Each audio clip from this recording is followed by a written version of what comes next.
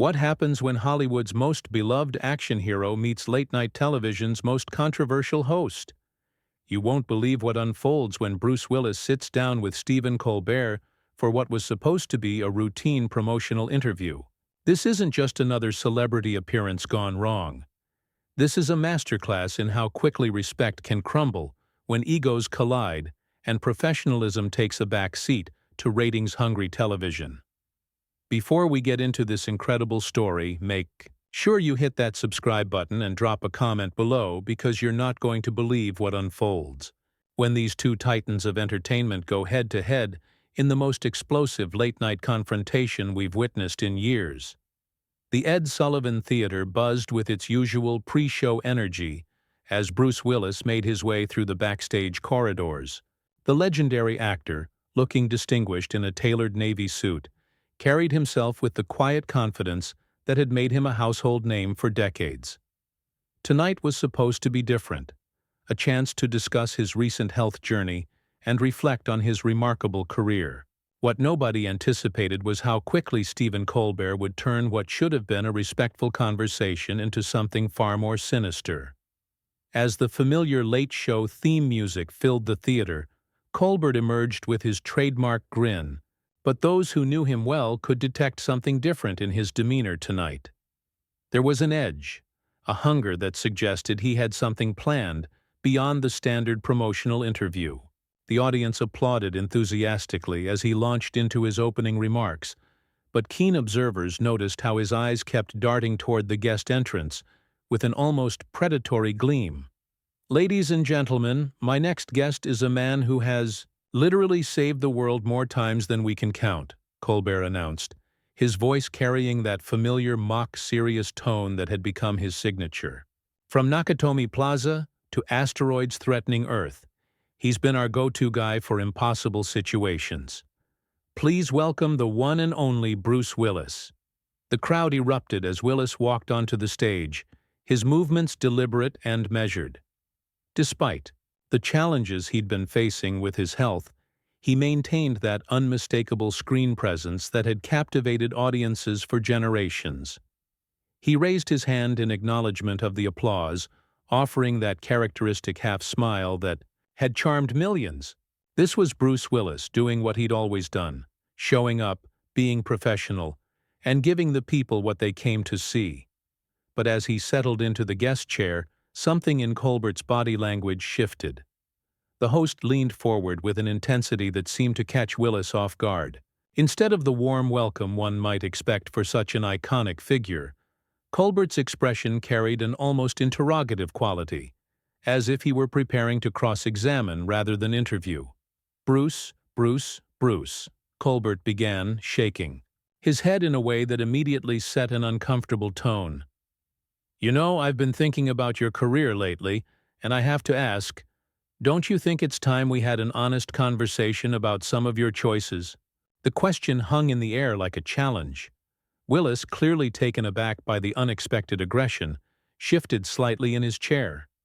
The audience, sensing the tension, grew noticeably quieter. This wasn't the respectful dialogue they'd expected to witness. "I'm not sure what you mean, Stephen," Willis replied, his voice steady but cautious. "I've always tried to choose projects that I believed in, that would entertain people." Colbert's laugh was sharp and cutting. "Oh, come on. We both know that's not entirely true, is it? I mean, let's talk about some of those direct-to-video masterpieces you've been churning out. Was that really about entertaining people, or was it about something else entirely?" The attack was swift and brutal, catching not just Willis, but the entire audience off guard. This wasn't gentle ribbing or playful banter. This was a host using his platform to publicly humiliate a guest who had come on the show in good faith. Willis's jaw tightened almost imperceptibly, the only sign that Colbert's words had hit their mark. "Every actor takes on different projects for different reasons," Willis responded, maintaining his composure despite the obvious provocation. "Some are passion projects, some are commercial ventures. That's the nature of the business." But Colbert wasn't finished. He leaned back in his chair with the satisfaction of someone who had successfully landed the first blow, his eyes gleaming with something that looked disturbingly like satisfaction. The stage was set for what would become one of the most uncomfortable confrontations in late-night television history, and it was only just beginning. The audience sensed the shift immediately. What had started as excited applause now gave way to an uncomfortable silence that seemed to settle over the entire theater like a heavy blanket. People in the front rows exchanged worried glances, clearly unprepared for what they were witnessing. This wasn't the Stephen Colbert they thought they knew, the charming, witty host who usually treated his guests with at least a veneer of respect. This was something darker, more calculated. "But let's dig deeper, shall we?" Colbert continued, his voice taking on that mock intellectual tone that had become his weapon of choice. "I mean, we're talking about an actor who once commanded $20 million per film. And now we're seeing you in movies that go straight to streaming platforms most people have never heard of. That's quite a fall from grace, wouldn't you say?" Willis's hands, which had been resting comfortably on the armrests of his chair, now gripped them slightly tighter. The veteran actor had faced down terrorists, aliens, and every conceivable villain on screen, but nothing had quite prepared him for this kind of public ambush. Still, his years of experience kicked in, and he maintained his composure with remarkable dignity. "I think you're misunderstanding the industry, Stephen," Willis replied, his voice carrying just a hint of steel beneath the surface. "The landscape of entertainment has changed dramatically. Streaming platforms, independent films, they're not lesser venues, they're different venues. Many respected actors work across all mediums." Colbert's response was a theatrical scoff that seemed designed more for the cameras than for genuine conversation. "Oh, please, let's call it what it is. When was the last time you were in a real movie? A theatrical release that people actually paid to see in theaters? I mean, your last few films had budgets smaller than what some people spend on their kitchen renovations." The cruelty of the statement hung in the air like poison. Several audience members actually gasped audibly, shocked by the host's unprecedented attack on a guest who had done nothing to deserve such treatment. Willis's jaw clenched visibly now, and for the first time since sitting down, his legendary composure began to show cracks. "You know what, Stephen?" Willis said, leaning forward slightly, his voice dropping to that dangerous register that had made him so effective as an action hero. "I came here tonight thinking we were going to have a conversation between professionals. I thought we might discuss my career, my experiences, maybe even some of the challenges I've been facing. But it seems like you had a different agenda entirely." The tension in the room ratcheted up another notch. Colbert, instead of backing down or showing any recognition of how far he'd pushed things, actually seemed to relish the confrontation. His smile grew wider, more predatory, as if Willis's obvious discomfort was exactly what he'd been hoping for. "Oh, I think we are having a conversation between professionals," Colbert shot back, his voice dripping with false sincerity. "One professional to another. And as one professional to another, don't you think your fans deserve better than the string of forgettable films you've been putting out? I mean, some of these titles, Bruce, and I've actually watched them, which is more than I can say for most people. They're borderline unwatchable." That was the moment everything changed. Willis's eyes, which had maintained their characteristic calm throughout decades of interviews, suddenly blazed with an anger that was impossible to miss. The insult to his recent work was bad enough, but the implication that he didn't care about his fans, that crossed a line that even the most seasoned actor couldn't ignore. "You want to talk about professionalism?" Willis said, his voice now carrying the full weight of his displeasure. "Let's talk about a host who invites a guest on his show under the pretense of a normal interview, then ambushes them with personal attacks for what I can only assume is some misguided attempt at creating a viral moment." The accusation hit its mark. Colbert's smile faltered for just a moment, revealing something ugly underneath. The realization that his guest had figured out exactly what game was being played. But instead of backing down, instead of showing even a shred of decency, Colbert doubled down with a viciousness that would soon define this entire catastrophic encounter. Viral moment? Colbert's laugh was harsh and mechanical, like the sound of grinding metal. Bruce, you think this is about going viral? This is about honesty. This is about having a real conversation instead of the usual promotional fluff that passes for interviews these days. And honestly, I think your fans deserve to know why one of their heroes has been sleepwalking through performances for the better part of a decade. The words landed like physical blows. Willis's face, weathered by years of facing cameras and critics alike, showed the strain of maintaining his composure under such relentless assault. The audience had grown so quiet that the hum of the theater's air conditioning became audible, a stark contrast to the electric tension crackling between the two men on stage. "Sleepwalking?" Willis repeated, his voice dangerously low. "You want to talk about sleepwalking, Stephen? How about we discuss how you've been sleepwalking through this entire conversation, hiding behind your supposed comedy while taking cheap shots at someone who came here in good faith?" But Colbert wasn't done. If anything, Willis's pushback seemed to energize him, as if the confrontation was feeding some dark hunger that had been building throughout the interview. He leaned forward again, his eyes bright with malicious intent. "Good faith? Is that what we're calling it when you show up? To promote movies that nobody watches, made for budgets that wouldn't cover the catering on your old films? Come on, Bruce. At what point do you look in the mirror and ask yourself if maybe it's time to hang up the action hero persona and admit that the glory days are over?" The cruelty was breathtaking. Several audience members actually turned away, unable to watch what was unfolding before them. This wasn't entertainment anymore. This was a public execution disguised as an interview. Willis's hands were now visibly shaking, not from any health issue, but from the sheer effort of containing his rage. "You know what's really pathetic here, Stephen?" Willis said, his voice cutting through the tension like a blade. "It's watching someone who used to be funny, who used to have actual wit and intelligence, reduced to attacking a guest's health and career struggles for what I can only assume are ratings. This isn't comedy. This isn't even good television. This is just cruel." The mention of Colbert's declining relevance hit like a thunderbolt. For the first time since the interview began, genuine fury flashed across the host's face. The mask of theatrical superiority slipped completely, revealing something raw and desperate underneath. The ratings comment had clearly struck a nerve. Everyone in the industry knew that Colbert's numbers had been struggling, that his brand of political humor was becoming increasingly stale and predictable. "Cruel?"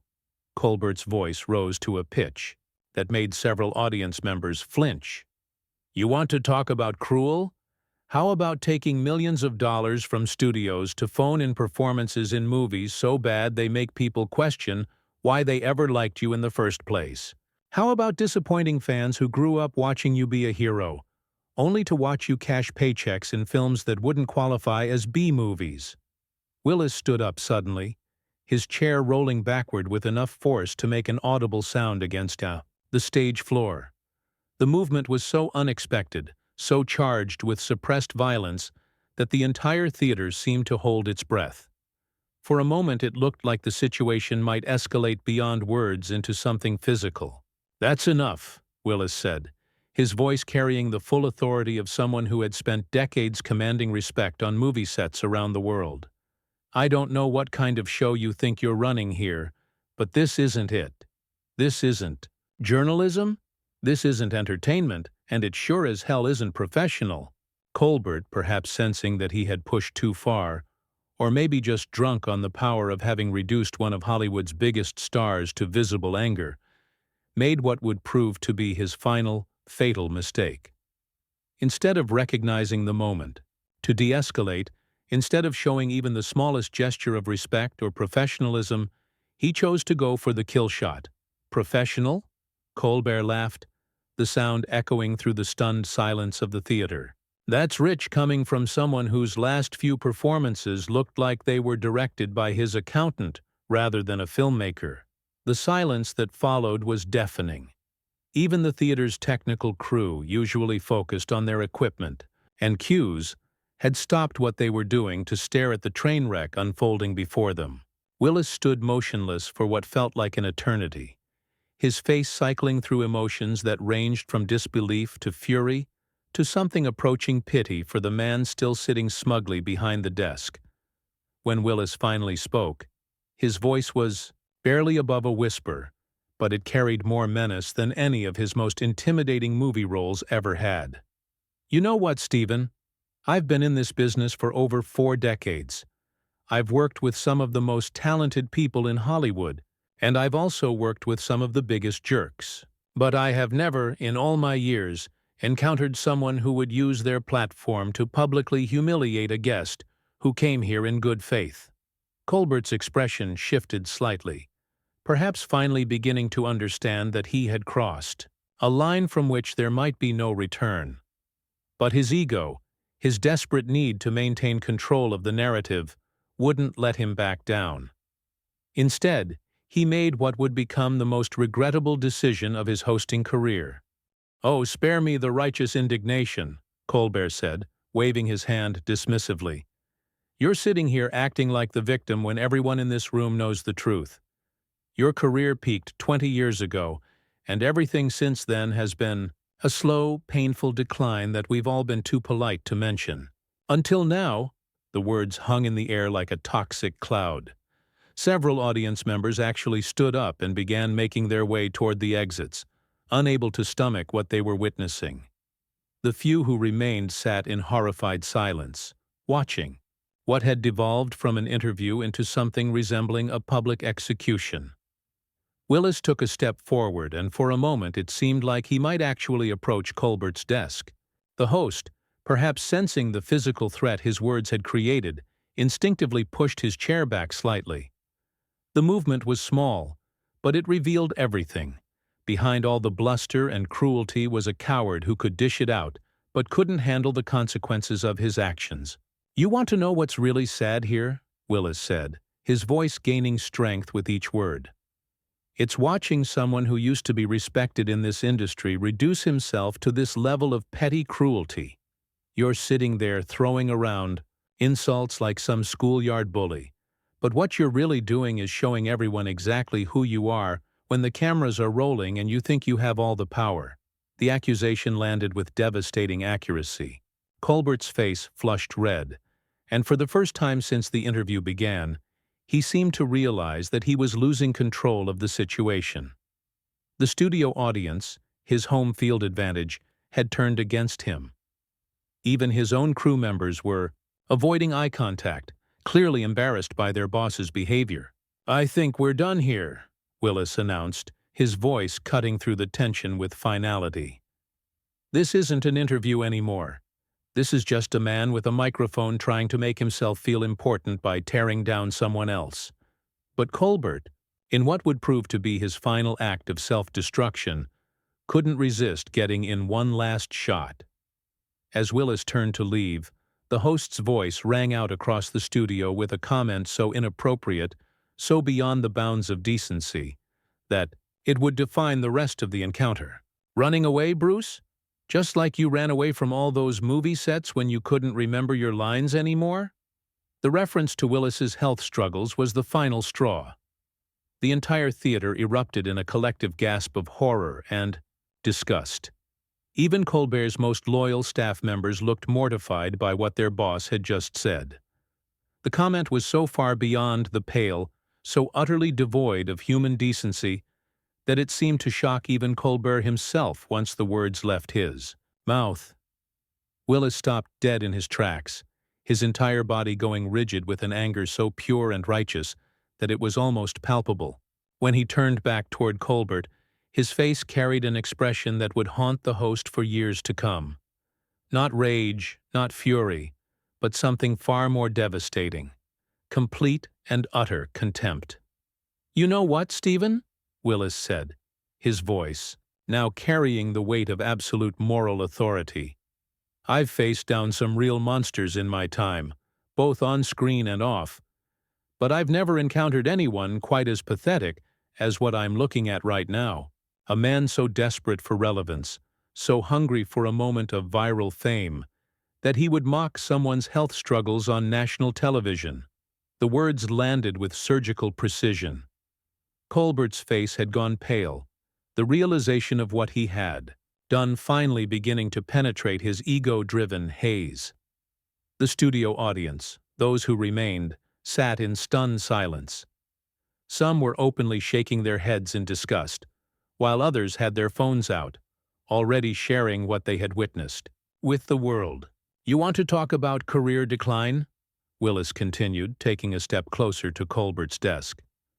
"Let's talk about a host who was once respected, who once had integrity, reduced to this, attacking a guest's medical condition for cheap laughs. That's not comedy, Stephen. That's not even entertainment. That's just sad." Colbert tried to interrupt, his voice cracking as he attempted to regain control. "Bruce, I think you're misunderstanding." "No," Willis cut him off with a force that made the host flinch. "I understand perfectly. You brought me here under false pretenses, ambushed me with personal attacks, and then when you realized you were losing the room, you went for the lowest blow possible. You mocked my health. You mocked a condition that affects millions of people and their families. That's who you really are when the mask comes off." The devastation in Willis's voice was matched only by the dawning horror on Colbert's face as he began to comprehend the magnitude of his mistake. This wasn't just a bad interview. This was a career-defining moment that would follow him for the rest of his professional life. Willis straightened his jacket with the dignity of a man who had nothing left to prove to anyone. "I came here tonight, thinking I was going to have a conversation with a professional. Instead, I found myself across from someone who apparently thinks cruelty passes for comedy. Well, let me tell you something. Real strength isn't about tearing other people down to make yourself feel bigger. Real strength is about lifting people up, even when you're facing your own challenges." The silence in the theater was now absolute. Even the technical crew had stopped all movement, transfixed by what they were witnessing. This wasn't just a celebrity meltdown or a publicity stunt gone wrong. This was a masterclass in dignity under fire, delivered by a man who had every right to be furious but chose instead to be devastatingly articulate. "I'm done here," Willis announced, his voice carrying the finality of a judge's gavel. "Not because I can't handle criticism, not because I'm running away, but because I refuse to participate in whatever this sad spectacle has become. I have too much respect for myself, for this industry, and for the people watching at home to pretend that what just happened here is acceptable." As Willis turned to leave for the final time, Colbert made one last desperate attempt to salvage the situation. "Bruce, wait!" But Willis was already walking away, his stride confident and purposeful.